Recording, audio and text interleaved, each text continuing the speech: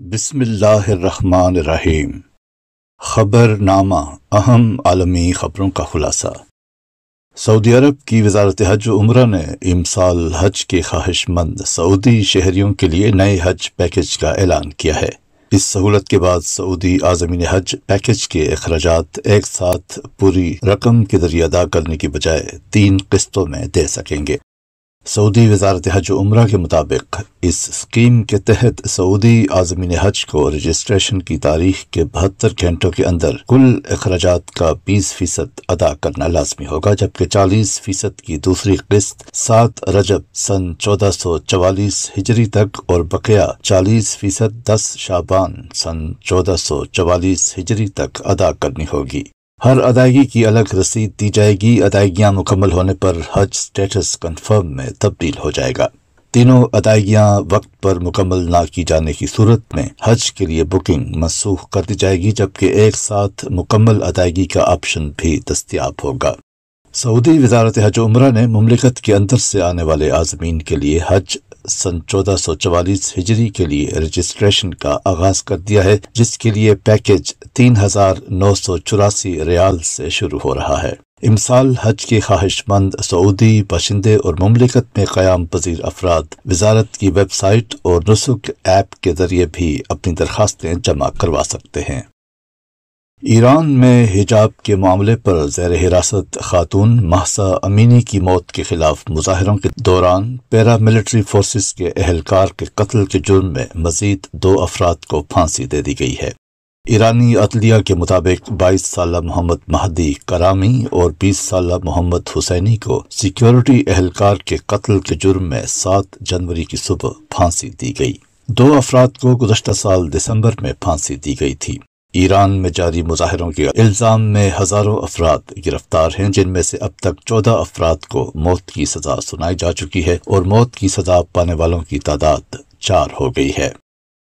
اقوام متحدہ کے انسانی حقوق کے کمشنر وولکر ٹرک نے کہا ہے کہ ایران اختلاف رائے کو دبانے کے لیے سزائے موت کو ہتھیار بنا رہا ہے۔ ایران میں جاری ٹرائلز بین الاقوامی قانونی معیار پر پورا نہیں اترتے۔ اطلاع موصول ہوئی ہے کہ ایران میں مزید 2 افراد کو پھانسی دی جانے والی ہے۔ ایران میں یہ سزائے موت ریاستی قتل کے مترادف ہے۔ ایران میں سابق صدر اکبر ہاشمی رفسنجانی کی صاحبزادی فائزہ ہاشمی کو 5 سال قید کی سزا سنائی گئی ہے۔ فائزہ ہاشمی انسانی حقوق کی کارکن ہیں۔ پبلک پراسیکیوٹر نے ان پر نظام کے خلاف پروپیگنڈا کرنے کا الزام عائد کیا ہے۔ ان کی وکیل کے مطابق ان کی موکلہ کو 5 سال قید کی سزا سنائی گئی ہے، لیکن یہ حتمی فیصلہ نہیں ہے۔ خیال رہے کہ فائزہ ہاشمی کو سن 2012 میں بھی قید کیا گیا تھا اور ان کی سیاسی سرگرمیوں پر پابندی عائد کی گئی تھی۔ فائزہ ہاشمی کو گزشتہ سال مہسا امینی کی موت کے خلاف مظاہروں کے الزام میں گرفتار کیا گیا تھا۔ بلخ صوبائی محکمہ امر بالمعروف و نہی عن المنکر نے خواتین دکانداروں کو دکانیں بند کرنے کا حکم دیتے ہوئے کہا ہے کہ مزار شریف میں خواتین و مرد ایک ساتھ کام کر رہے ہیں، اس لیے خواتین دکانداروں کو دکانیں بند کرنے کا حکم دیا ہے۔ دوسری جانب شہر پل خمری میں بیوٹی پارلر کی مالکان کا کہنا ہے کہ بغلان صوبے کے گورنر نے انہیں 10 روز کے اندر پارلرز بند کرنے کی ڈیڈ لائن دی ہے۔ اس کے بعد سیلونز کو کام کرنے کی اجازت نہیں ہوگی۔ یاد رہے کہ افغانستان میں خواتین کے اعلیٰ تعلیم کے حصول NGOs میں ملازمت کرنے پر پابندی عائد کی جا چکی ہے۔ اسلامی تعاون تنظیم OIC کے سیکرٹری جنرل کی زیر صدارت ایک غیر معمولی اجلاس ہوا، جس میں اسرائیلی وزیر کے مسجد اقصی کے اشتعال انگیز دورے کی مذمت کی گئی ہے اور مسئلہ فلسطین کی مرکزی اہمیت کا اعادہ کیا گیا ہے۔ اسی طرح مسجد اقصی اور مقبوضہ بیت المقدس کے خلاف اسرائیلی پالیسیوں اور اقدامات کو مسترد کرتے ہوئے قرار دیا گیا ہے کہ بیت المقدس پوری اسلامی امت کے دل کے قریب ہے۔ اس اجلاس کے اختتام پر OIC کی طرف سے 17 نکاتی اعلامیہ بھی جاری کیا گیا، جس میں اسرائیل کی مذمت کے علاوہ مسلم ممالک، عالمی اداروں، تنظیموں، مذہبی رہنماؤں اور انسانی حقوق کے اداروں کو اس اہم معاملے کی طرف متوجہ کیا گیا ہے۔ یاد رہے کہ 3 جنوری کو اسرائیلی وزیر قومی سلامتی ایتمار بن گویر نے سخت سیکیورٹی میں مسجد الاقصی کا اشتعال انگیز دورہ کیا تھا۔ اسرائیل نے فلسطین کے خلاف ایک اور جارحانہ قدم اٹھاتے ہوئے عوامی مقامات پر فلسطینی پرچم لہرانے پر پابندی لگا دی ہے۔ دائیں بازو کے اسرائیلی وزیر برائے قومی سلامتی ایتمار بن گویر نے اس حوالے سے اسرائیلی پولیس کو ہدایت جاری کرتے ہوئے کہا کہ اسرائیل کے خلاف اشتعال انگیزی کی حوصلہ افزائی کے لیے علامتی پرچم لہرانے پر پابندی ہوگی۔ اسرائیل مخالف عناصر کے ریاستی یا ان کی دہشت گرد تنظیم کے پرچم سرکاری اداروں پر لگانے پر پابندی ہوگی۔ اپنی تمام توانائیاں دہشت گردی اور اس کی حوصلہ افزائی کرنے والوں کے خلاف استعمال کریں گے۔ افغانستان کی طالبان حکومت نے ملک کے شمالی علاقے دریائے آمو کے قریب تیل نکالنے کے لیے چین کے ساتھ پہلا بین الاقوامی معاہدہ کر لیا ہے۔ طالبان ترجمان ذبیح اللہ مجاہد نے کہا کہ یہ معاہدہ 25 سال کے لیے چین کی تیل اور گیس کمپنی کے ساتھ کیا گیا ہے، جو سرکاری کارپوریشن کا حصہ ہے۔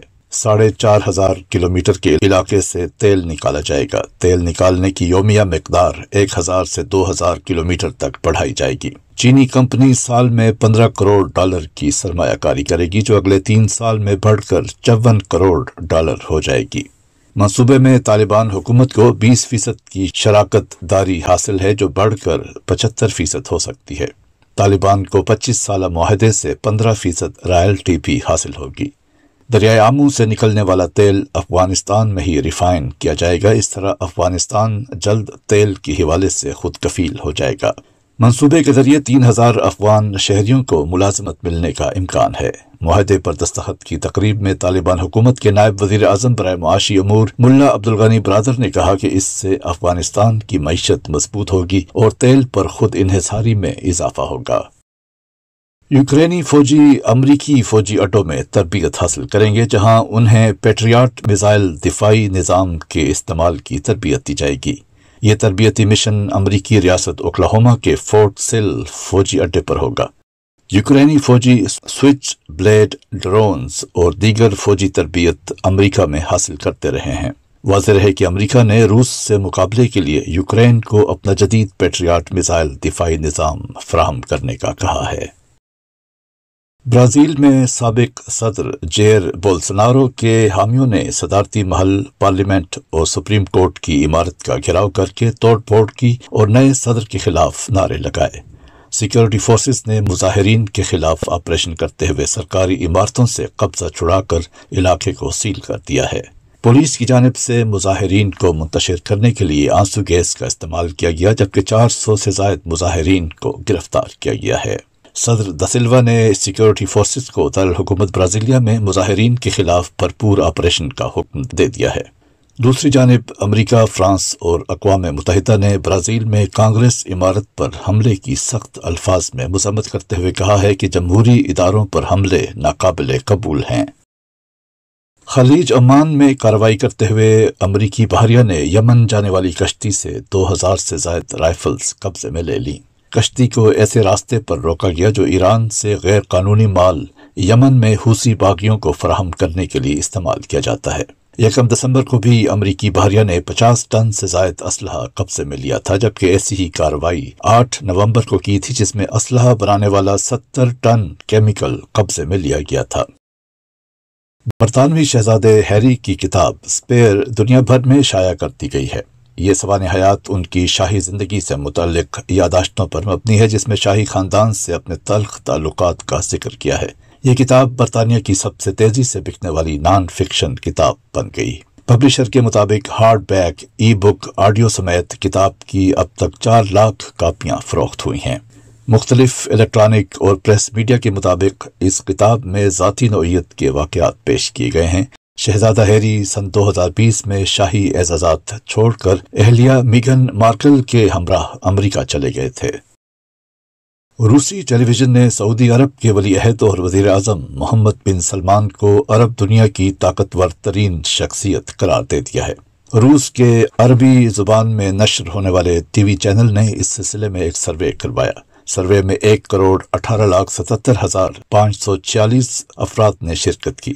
سعودی شہزادہ محمد بن سلمان سن 2022 میں عرب دنیا کی سب سے بااثر شخصیت قرار دیے گئے ہیں۔ سعودی ولی عہد کو ناظرین کے 73,99,451 ووٹ حاصل ہوئے۔ سعودی ولی عہد کو حاصل ووٹ مجموعی ووٹنگ کا 62.3% رہے۔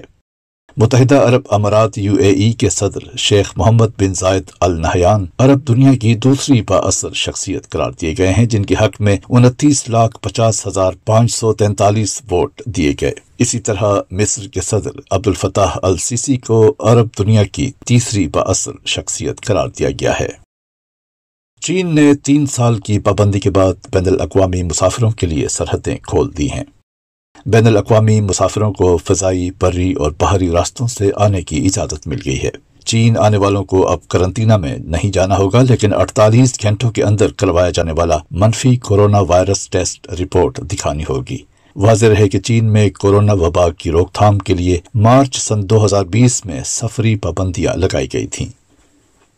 اپنے شہریوں کو چین کا غیر ضروری سفر نہ کرنے کی ہدایت کرتے ہوئے جرمن وزارت خارجہ کا کہنا ہے کہ چین میں کورونا کیسز میں اضافے پر نئی سفری ہدایات دی جا رہی ہیں۔ جرمنی نے گزشتہ روز چین سے آنے والے مسافروں کے لیے کورونا ٹیسٹنگ کی شرط بھی عائد کی ہے۔ یاد رہے کہ چین میں کورونا پابندیوں میں نرمی کے بعد سے کورونا کیسز میں اضافہ ہوا ہے۔ برطانیہ سے سیٹلائٹ سے لیس راکٹ خلا میں بھیجنے کا پہلا تجربہ ناکام ہو گیا۔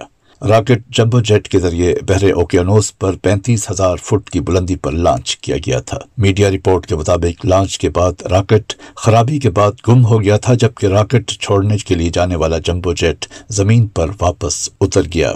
ایئن اینٹ deputy CEO UK space agency کے مطابق اس سے ظاہر ہوتا ہے کہ مدار میں پہنچنا کتنا مشکل ہے۔